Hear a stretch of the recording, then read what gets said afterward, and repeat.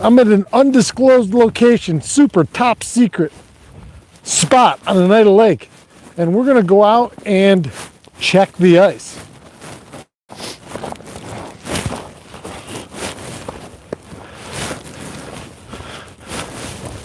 There are people out front.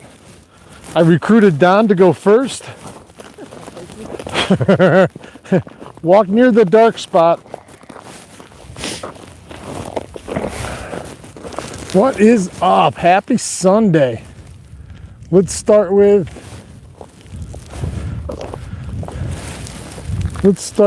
so far I haven't fallen through the ice. I do have cleats on though.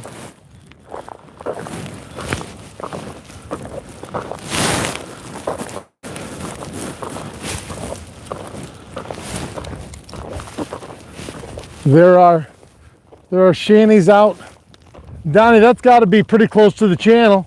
Yes. I mean, that's got to be, under normal water levels, would have been 17, 18 foot of water. Right where I'm pretty sure we're fishing. It's weird, there's a tree out there that's stuck in the middle, and I don't know if you could see it. One of the channel markers, the big channel marker floated down from Williams Beach area or whatever, and it's in the middle of the lake now. So during that high wind when the ice was lost last That week, red one way over there. Yep. Yeah, that doesn't belong over there. And there's a tree right in the middle of the channel right now. How's everybody doing with, how's everybody sound audio wise? Can you hear me all right? The wind's blowing out here.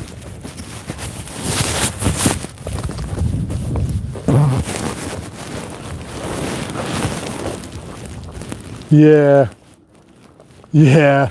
So, okay. So here's the thing about early ice. It's thin and it's volatile, let's just say. And so we just walked across an area, and there's cracks everywhere, ice cracks.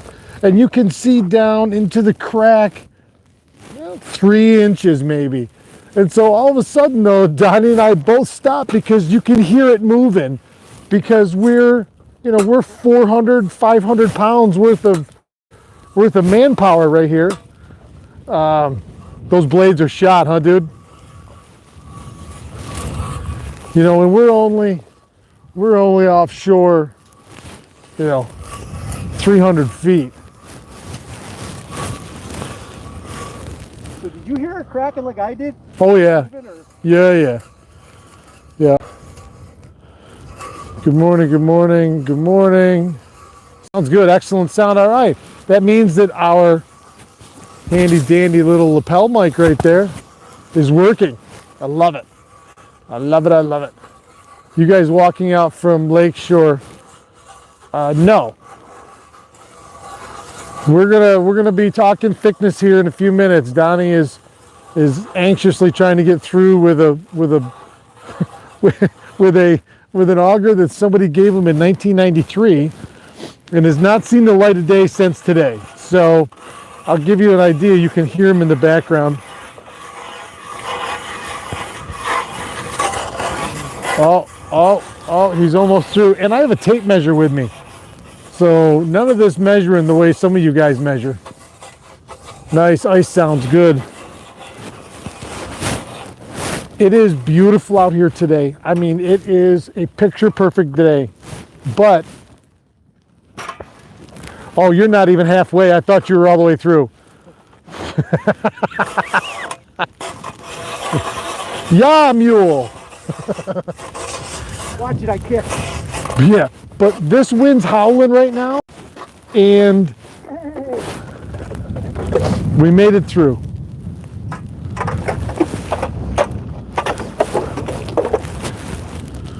Let's give her a little checkarooning here. I got the handy DeWalt. No, sorry, Stanley. Oh, that's not thick. That's not thick at all. Oh, right there, 4 inches. And 4 inches never looked so small in my life. Because once you poke through it, that doesn't seem like a whole lot to be holding you up.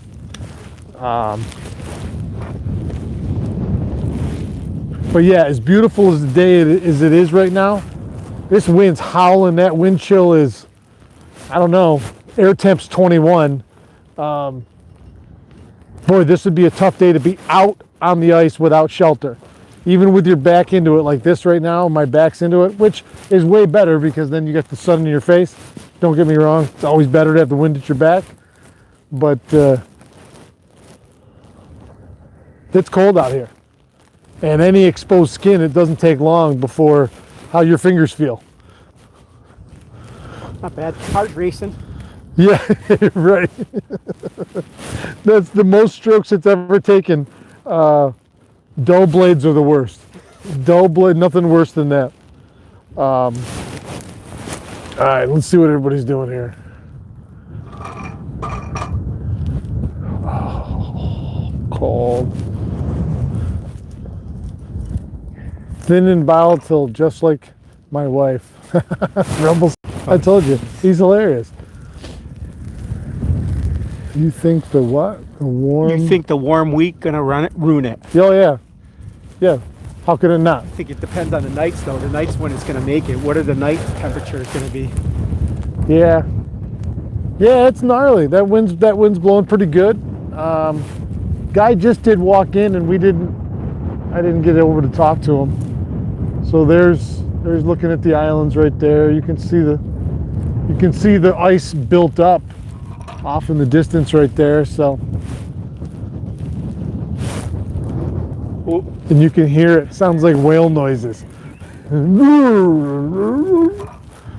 Oh shit! All right, everybody. Oh, by the way, well, how did you do yesterday in yesterday's picks? Well, I gave you the picks to anybody but the Cowboys, so we haven't got there yet. Yeah. I was 3-0 last night. I fell asleep last night. I did too. And the Jags were down 27-0. I woke up this morning and it was 31-30 and I'm going, stop it. I had to watch the highlights immediately. I'm like, that can't be possible. Can't be possible. Can't be possible. And I watched those highlights. I'm like, so you played sports your whole life. Would you rather which is the better of the two worst sides to be on? You know, like San Diego, if you're a Chargers fan, you got to be standing on the edge. You're up 27-0 and have just pummeled the other team into submission mentally and physically. And that's it. If I'm the coach, it's over. If I'm the coach, I flew into Puerto Rico because I ain't flying home because they want his neck anyway. So I think that's the call. Yeah. And what do you say? Do you say the Chargers collapsed, or do you say that the Jags pulled off the greatest comeback? And I don't know if it was, and I saw a bunch of stuff this morning, but if it's not the greatest comeback in playoff history, it's got to be up there in the top 5 of all time. I mean, just if you flip the switch, if San Diego scored, or San Diego, I keep on calling them the San Diego Chargers. San Diego, yeah. San Diego scored no points in the first half and then scored that many in the second. So the half they can score, and what happened, I think, is that Trevor didn't turn it over anymore. There was no more turnovers, and they just stopped them. So, but I think sometimes, you know, in your mind, you think, this game is done, let's just hold them, and that's not a way to look at it instead of charging it down their throat. So. Well, and kudos to, do me a favor, stand on this side of me. Kudos to Trevor Lawrence. I mean, we're doing an ice top sports report, but kudos to Trevor Lawrence for mentally staying in any frame of mind that could allow him to go and win. Because, I mean, his first pass in playoffs, this is his first playoff game, his first pass gets intercepted. Double doinked. And you can see the look on his face. He's like, I swear he looked at the camera and went, did that just happen? Is that, you know, and then by the third or fourth one, he still didn't look dejected, but he's like, what is going on? And then he kicked it back into gear because that's a pretty incredible thing to wake up to. Yeah, I fell asleep last night with my phone on in bed, and when I woke up, I think he had just kicked a field goal, and it was like I woke up from a dream, and my first comment was, "You have got to be kidding me!" Yeah.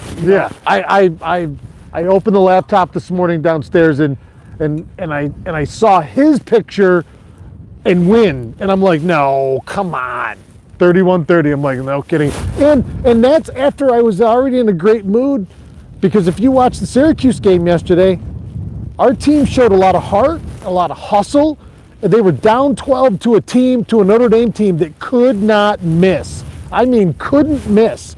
Hit like 14 threes in the game, 9 in a row. And the boys held their head up. And not only did they come back from down 12, all in the second half, but they ended up winning, I think, by 8 or 10. And in the last minute and a half, the game was already over. You know, they had already done it.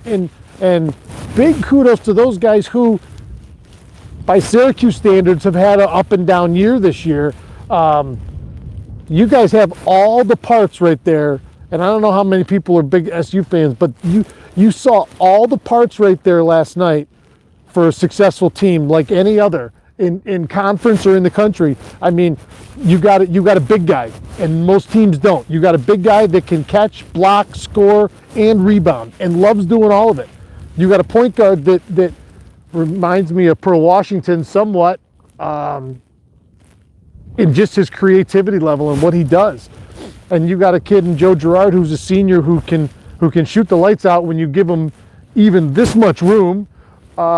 And then that kid Malik Brown is playing out of his mind. And Chris Campbell, the other kid with long dreads, that kid can shoot, and I mean shoot the lights out. And you've got a couple guys coming off the bench that all contributed. I was impressed. I was really impressed, and I was holding my breath because they went down 12, and Notre Dame couldn't miss, and I'm like, this is Fold City. This is where a team folds right here. And they did not. Kudos to you, my friends. Love Syracuse basketball. Getting back to the Jags, though.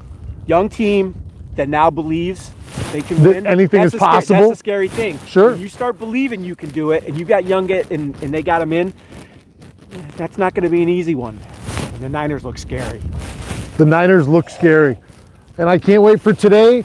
You know, and the Dolphins, I'm a Dolphins fan, and I know a lot of you people are Bills fans out there, and I still love you anyway.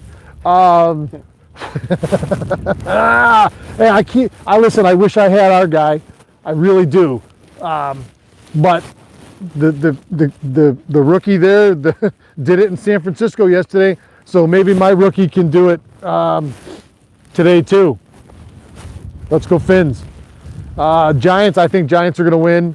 I just do. They're playing, you know, I just think that the Giants are going to beat that Vikings team, who's very up and down. And tonight, I'm Bengals. I think the Bengals are going to take it out on the Ravens. I really do. And I'm okay with that. And then tomorrow night, I mean, his career might be almost over, but I'm not betting against Tom Brady in the playoffs, especially against the Cowboys and Dak Prescott. That would be a huge story all in itself if the Cowboys even won. Oh, yeah.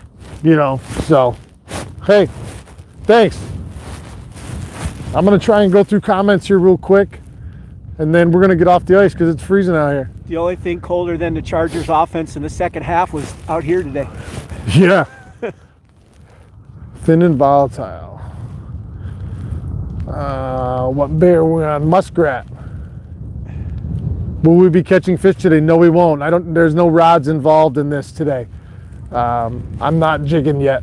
Just the ice tester for Third largest comeback in playoff history, Eric said. They have a good young team. Fins up, Gary Walters. Woo!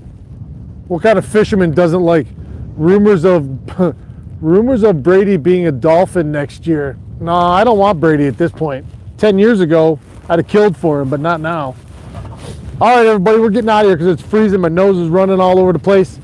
Thanks. Have a great Sunday. We'll talk again tomorrow morning.